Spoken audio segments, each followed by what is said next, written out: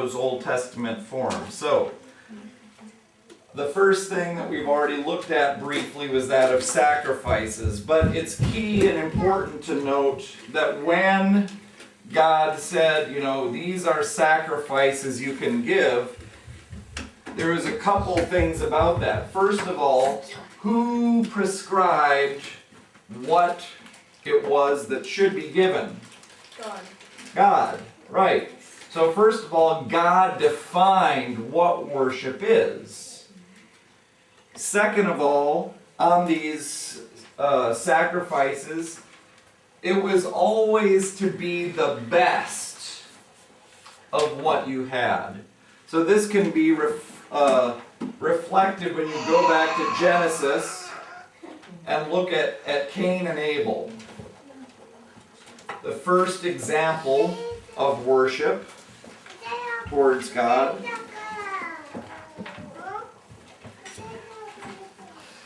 So in Genesis chapter 4,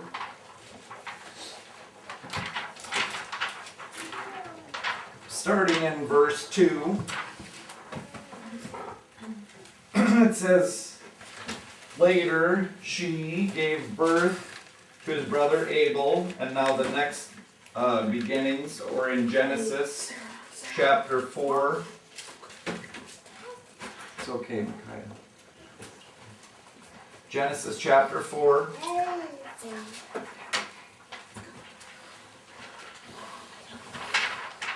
It says, now Abel kept flocks, and Cain worked the soil. So they had two different occupations.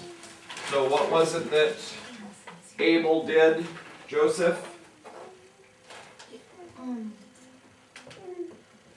What was his job? The flocks. Yeah. Hey, Angie, do you remember what Cain did? He did the oil. Soil. So, It like oil. yeah, it did sound like oil. I noticed that you were listening. Good job.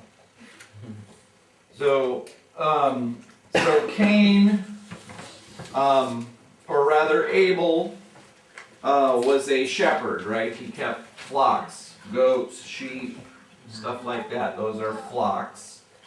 And Cain worked the soil. So what is somebody who works the soil? Farmer. Right. So Cain was a farmer. And then it says in verse 3, in the course of time, Cain brought some of the fruits of the soil as an offering to the Lord. Okay? So what fruits did he bring? Some. Okay? He brought some of the fruit.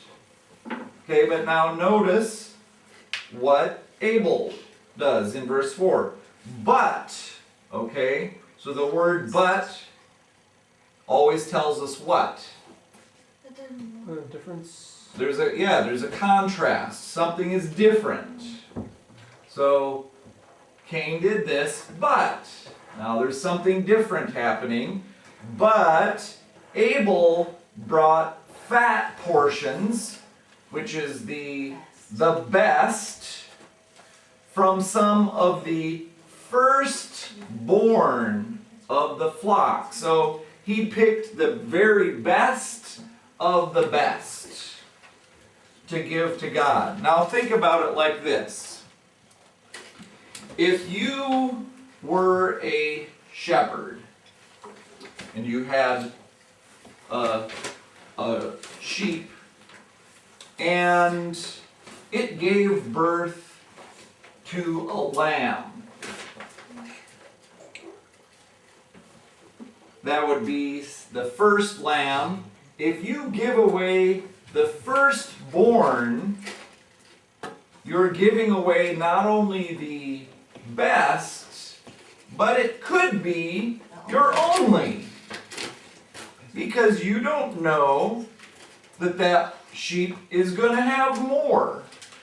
So when you're given the firstborn, you are declaring to God, I'm giving you the best, the first, And whether I get more or not, this is I'm giving it to you. Rather than, waiting a while, the third or fourth one, I'll give that one to God. He gave the first. You need some more?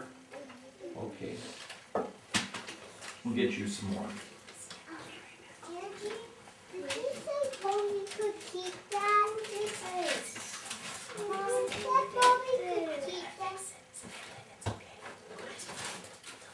Hey girls, Angie, it's okay, just leave it, we'll fix it later, okay?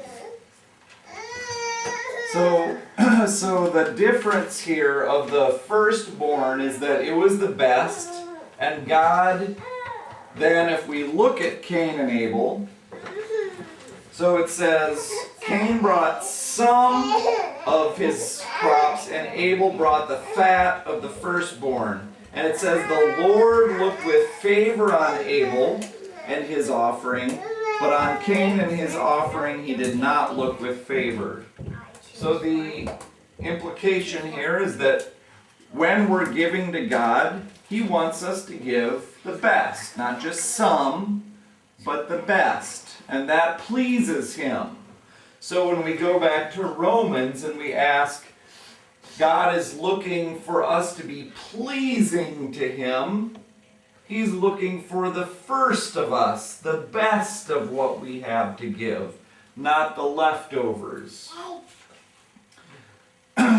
So, in Deuteronomy 12, God gives a definition to the people here He's telling them how to worship Him. And this is an instructive passage because it tells a number of things and puts them all together.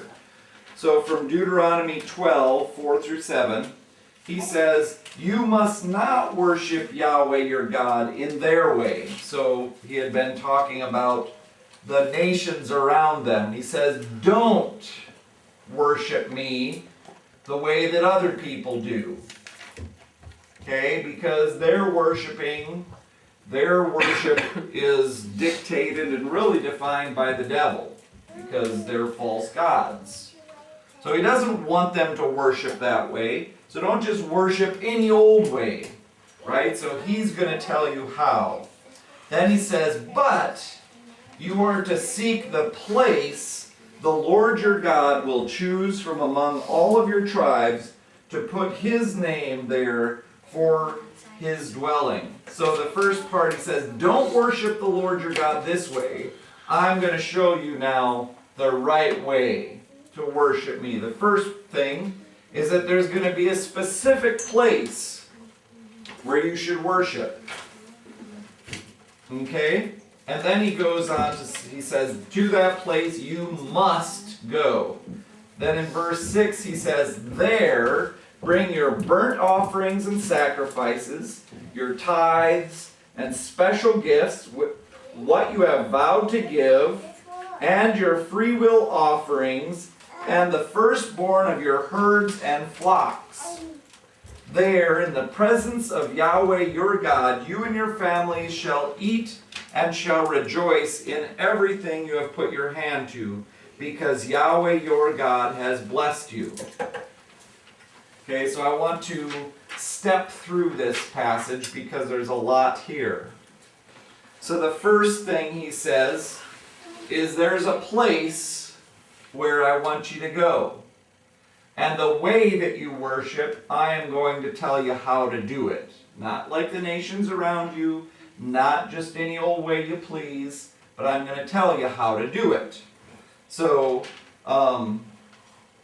this then is echoed in the New Testament and kind of redefined for us. So as a Christian we might think, if I'm worshiping God, do I need to go to Jerusalem? Because that's the place where God chose. To worship correctly, do we need to go to Jerusalem? Micaiah? To worship God correctly, do we need to go to Jerusalem to worship? No. Why not? Well, it's saying more in the Bible that you have to. He just said it right here. He said, but you are to seek the place of the Lord, seek